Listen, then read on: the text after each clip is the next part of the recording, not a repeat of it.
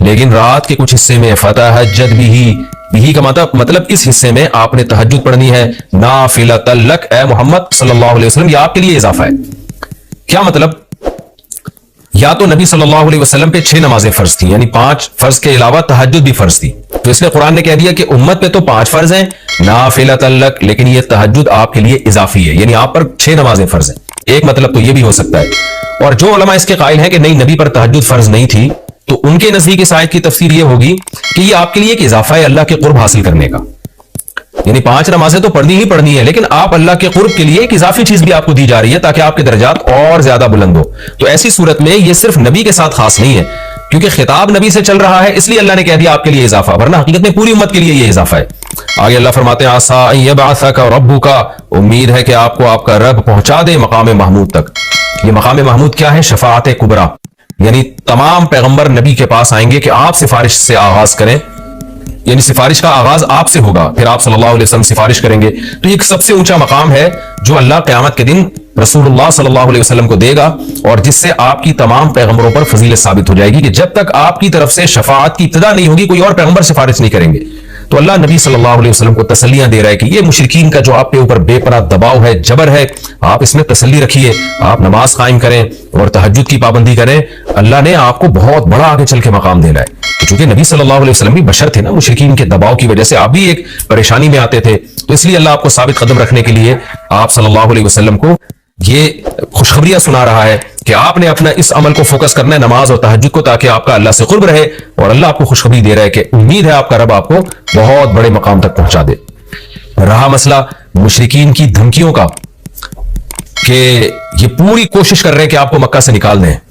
تو ہم نے تو بتا دیا کہ یہ خود بھی نہیں پرکھ پائیں گے، لیکن آپ نے اللہ سے کیا دعا مانگنی ہے؟ وَقُلْ رَبِّ، کہہ دیجئے اے میرے رب، ادخلنی مدخل الصدق، مجھے مکہ میں داخل کیجئے مرغوب داخلہ، اچھا داخلہ، اور مجھے مکہ سے نکالیے بھی اچھے طریقے سے، یعنی اچھا نکلنا ہو میرا، ایسا نکلنا جس کے نتائج اچھے ہوں۔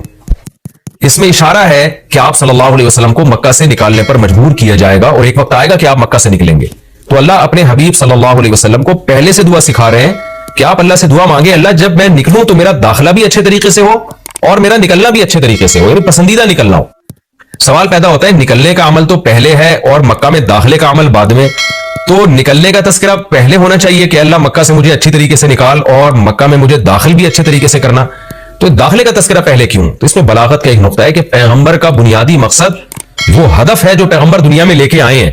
تو اس کے آغاز تو مکہ سے کرنا ہے جس میں آپ کو بھیجا گیا، جو ابراہیم علیہ السلام کا شہر ہے، جہاں بیت اللہ ہے، اسلام کا مرکز تو اس جگہ سے بننا ہے، تو اس جگہ سے اگر نکالنا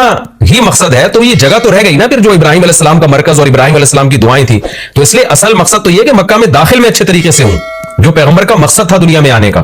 مکہ فتح کر کے داخل ہوں، یہاں مجھے غلبہ ملے، اور یہاں میرا جب داخلہ تو ایسا داخلہ جس کو میں پسند کروں۔ یہ جو ابھی میں مکہ میں کہیں سفر سے جا کے واپس آتا ہوں، یہ داخلہ وہ داخلہ نہیں ہے جو میں چاہتا ہوں۔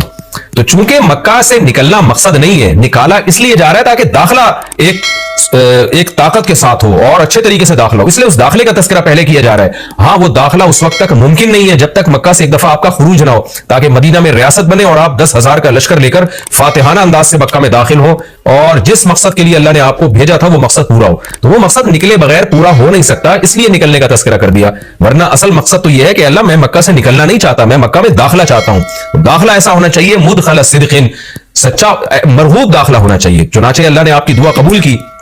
اور جب نبی مکہ میں داخل ہوئے نکلنے کے بعد تو کیسا بہترین آپ نے کا داخلہ ہوا کہ 10,000 کا لشکر لے کر آپ گئے، اور مشرکین مکہ آپ سے معافی کی بھیک مانگ رہے تھے۔ تو یہ مکی آیتیں اس وقت تو ظلم کے پہاڑ توڑے جا رہے تھے، لیکن پیغمبر سے اس طرح کی دعائیں کروائی جا رہی تھی، وَأَخْرِجْنِي مُخْرَجَ صِدْقٍ، اور اللہ مرغوب نکلنا ہو، یعنی جب میں نکلوں تو بھی میرا اچھا ٹھکانہ ہو۔